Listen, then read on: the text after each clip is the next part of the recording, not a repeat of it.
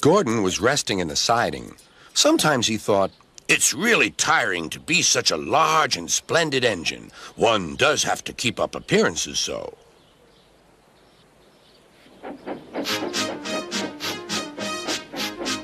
Beep, beep, beep, beep. "Hello, lazy bones," whistled Henry. "What cheek," spluttered Gordon. "That Henry is too big for his wheels. Fancy speaking to me like that. Me, who has never had an accident." "Aren't jammed whistles and burnt safety valves accidents?" asked Percy innocently. "No, indeed. High spirits. Might happen to any engine. But to come off the rails like Henry did, well, I ask you, is that right? Is it decent?" Then it was Henry's turn to take the express. Gordon watched him getting ready.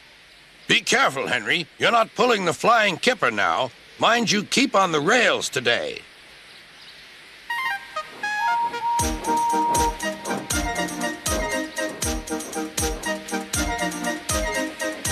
Henry went off in a huff, and Gordon yawned and went to sleep. But not for long. "Wake up, Gordon," said his driver. "A special train's coming, and we're to pull it." "Is it coaches or freight cars?" "Cars," said his driver.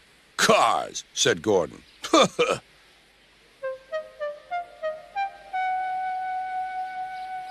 Gordon's fire was slow to start, so Edward had to push Gordon to the turntable to get him facing the right way.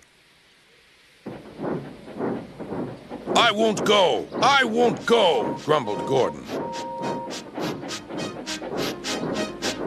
"Don't be silly! Don't be silly!" puffed Edward. At last, Gordon was on the turntable. The movement had shaken his fire. It was now burning nicely and making steam. Gordon was cross and didn't care what he did. He waited till the table was halfway round. I'll show them, he hissed.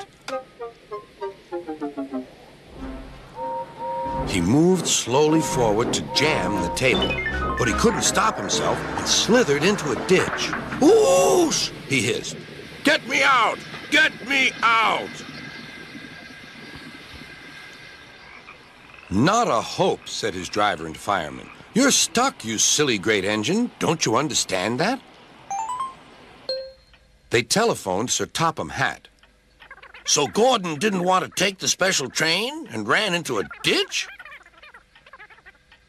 "What's that you say? The special's waiting? Tell Edward to take it, please, and Gordon, leave him where he is. We'll get him out later." On the other side of the ditch, some little boys were chattering. "Oh, doesn't he look silly? They'll never get him out." They began to sing. "Silly old Gordon fell in a ditch, fell in a ditch, fell in a ditch. Silly old Gordon fell in a ditch, all on a Monday morning." Gordon lay in the ditch all day. "Oh dear," he thought, "I shall never get out." But that evening they lifted Gordon and made a road of sleepers under his wheels to keep him from the mud. Strong ropes were fastened to his back end, and James and Henry, pulling hard, managed to bring him to safety.